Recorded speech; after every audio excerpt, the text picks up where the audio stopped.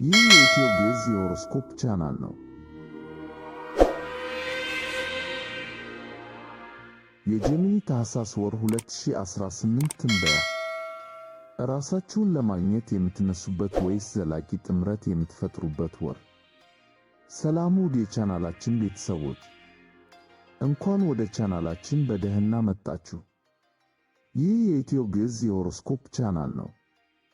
በሕይወታችሁ ውስጥ ልክ እንደ ፊልም ኮከብ መብራቱ በሙሉ በእናንተ ላይ አርፎ ይህ የእኔ ጊዜ ነው ብላችሁ ወደ መድረክ የወጣችሁበትን ቀን ታስታውሳላችሁ?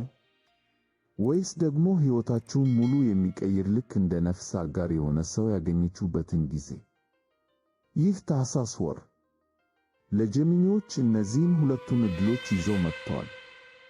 ውድ ጀሚኒዎች፣ በተለይም ደግሞ የዞዲያክ ምልክቶች ሁሉ ብልህ፣ ተናጋሪ እና ሁለት ገጽታ ያላችሁ ውድ ጀሚኒዎች ወይም የመንትያ ምልክቶች እንኳን ወደዚህ ወር የኮከብ ትንበያ ዝግጅታችን በሰላም መጣችሁ። ዛሬ የምንመለከተው ለእናንተ እጅግ ወሳኝ የሆነውን እና በሁለት የተለያዩ ታላላቅ ኃይሎች የተሞላውን የታኅሳስ ወር ዝርዝር ትንበያ ነው። ይህ የኢትዮ ግዕዝ የሆሮስኮፕ ቻናላችሁ ነው። በየጊዜው አዳዲስና ትክክለኛ ወርሃዊ የኮከብ ትንበያዎችን፣ የባህሪ ትንታኔዎችንና ከመንፈሳዊ እድገት ጋር የተያያዙ መረጃዎችን ይዘንላችሁ እንደምንቀርብ ይታወቃል። ዛሬም እንደተለመደው እጅግ ጠቃሚና ልባችሁን በተስፋ የሚሞላ መረጃ ይዘን ቀርበናል።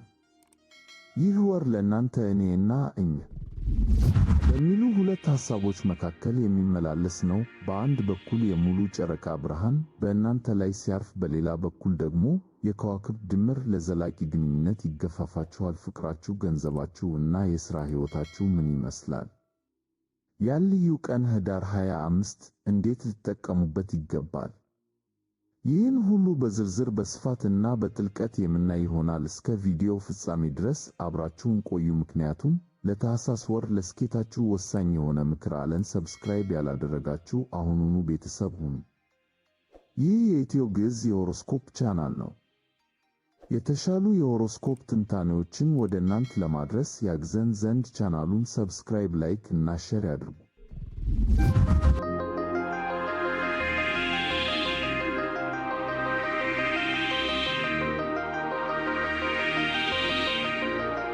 የጀሚኒ የታኅሳስ 2018 አጠቃላይ ትንበያ፣ አጋርነት እና ራስን ማግኘት።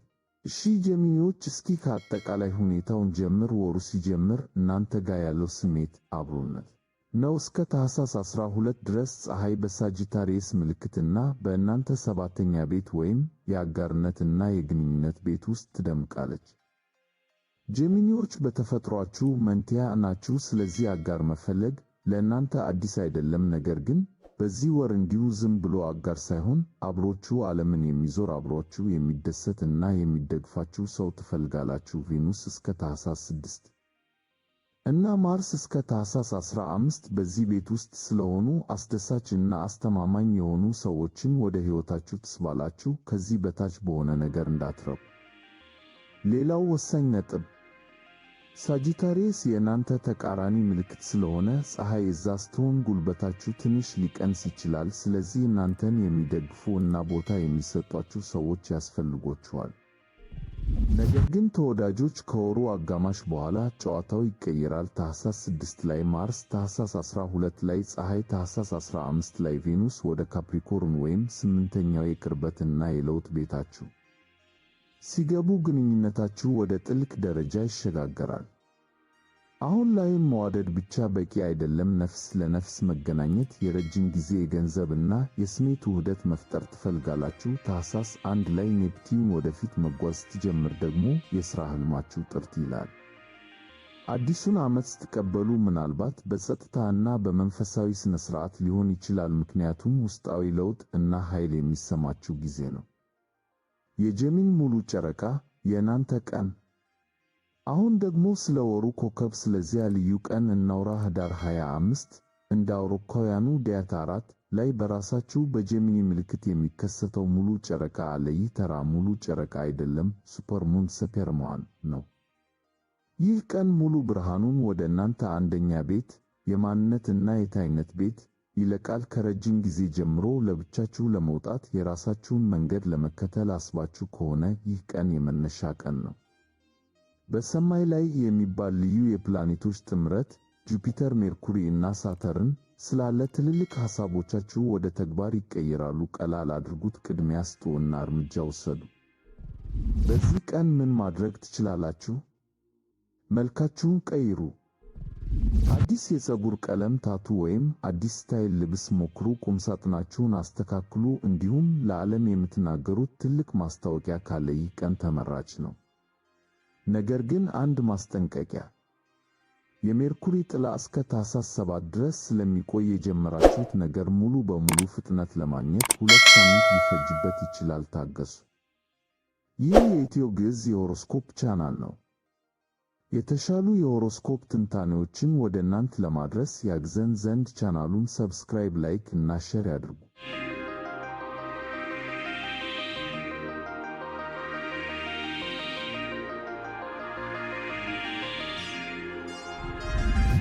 የጀሚኒ የታኅሳስ 2018 የፍቅር እና ግንኙነት ትንበያ። ወደ ፍቅር ሕይወታችሁ ስንመጣ መነቃቃት ቀስቱን ወደ እናንተ አነጣጥሯል። እስከ ታኅሳስ 6 ድረስ ቬኑስ እና ማርስ በሰባተኛው የአጋርነት ቤታችሁ ውስጥ ናቸው። በዚህ ወቅት መጣመር ያምራችኋል። ጥንዶች እርስ በርስ በመግባባት እንደ አንድ ቡድን ትንቀሳቀሳላችሁ። ተራ የሆኑ ቀናት እንኳን ልዩ ጣዕም ይኖራቸዋል። ላላገባችሁ ጀሚኒዎች ማህበራዊ ሕይወታችሁ ይደምቃል። ጥሩ ዊንግማን ወይም አብሮችሁ የሚወጣ ጓደኛ ይዛችሁ ሂዱ። የገባችሁበትን ክፍል ሁሉ ታደምቃላችሁ። ከታኅሳስ 15 በኋላ ቬኑስ እና ማርስ ወደ 8ኛው የቅርበት ቤት ሲገቡ ፍቅራችሁ ወሲባዊ እና ስሜታዊ ይሆናል። ቀላል የነበረው መጠዋወድ ወደ ጥልቅ ስሜት ይቀየራል። ጥንዶች በዚህ ወቅት ግላዊነት ይፈልጋሉ። ስለ ስሜት፣ ስለ ታማኝነት እና ስለ ወደፊት ዕቅድ በጥልቀት ይወያያሉ። ላላገባችሁ በዚህ ወቅት ፍቅርን የምታገኙት በጩኸት መሃል ሳይሆን በጸጥታ በሚደረግ ጥልቅ ውይይት ነው።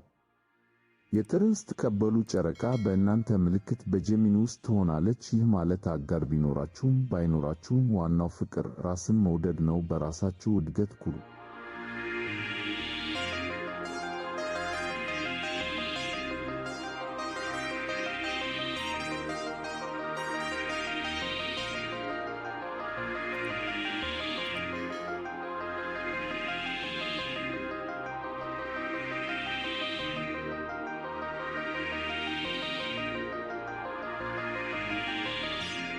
የጀሚኒ የታኅሳስ 2018 ገንዘብ እና ሥራ። ከሥራ እና ከገንዘብ አንጻር ወሩን በድል ትጀምራላችሁ። ህዳር 25 ላይ የሚመጣው የጀሚኒ ሙሉ ጨረቃ ላለፉት 6 ወራት ስትሰሩበት የነበረን ትልቅ ፕሮጀክት ወደ ፍጻሜ ያመጣል። ምናልባት ሽልማት፣ ዕውቅና ወይም የሥራ እድገት ሊጠብቃችሁ ይችላል። ከዚያም እስከ ታኅሳስ 12 ድረስ ከሌሎች ጋር በመተባበር ላይ አተኩሩ። ፀሐይ እና ማርስ በሰባተኛው ቤት ውስጥ ስላሉ የጋራ ሥራ ውጤታማ ይሆናል። ከወሩ አጋማሽ በኋላ ታኅሳስ 6 እና ታኅሳስ 15 ላይ ፕላኔቶቹ ወደ ካፕሪኮርን 8ኛው የሀብትና የኢንቨስትመንት ቤት ሲገቡ ስለ ትልቅ ገንዘብ ታስባላችሁ። ይህ ጊዜ የጡረታ ዕቅድ ለማውጣት፣ ኢንቨስትመንት ለማሰብ ወይም የንግድ ሽርክና ለመፍጠር ተስማሚ ነው።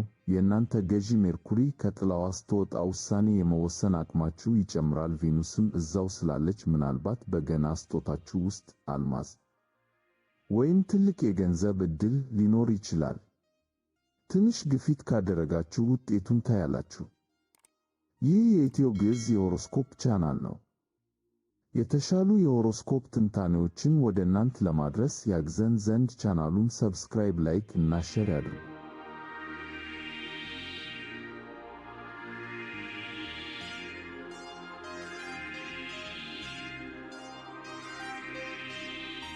በመጨረሻም ውድ ጀሚኒዎች፣ ይህ ታኅሳስ ወር የእናንተን ማንነት የምታሳዩበትና በተመሳሳይ ጊዜ ከሌሎች ጋር የምትቆራኙበት ወር ነው።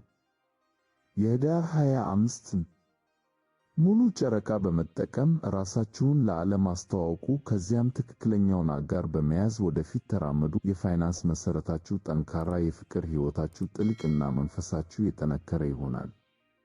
የጀመራችሁት ነገር ለማራቶን እንጂ ለአጭር ሩጫ እንዳልሆነ አስታውሱ። ዘላቂነት ላይ አተኩሩ። ቪዲዮውን ስለተከታተላችሁ ከልብ እናመሰግናለን። ይህ ትንበያ ከስሜታችሁ ጋር እንደተገናኘ ተስፋ እናደርጋለን። እናንተስ ለዚህ ወር ምን የተለየ ዕቅድ አላችሁ? የትኛውን የጀሚኒ ባህሪያችሁን ልታወጡ አሰባችሁ? እስኪ በኮሜንት ላይ አጋሩን። ቪዲዮውን ላይክ ማድረግ፣ ለጀሚኒ ጓደኞቻችሁ ሼር ማድረግ እና ሰብስክራይብ ማድረግ እንዳትረሱ። መልካም ወር ለጀሚኒዎች። እንወዳችኋለን።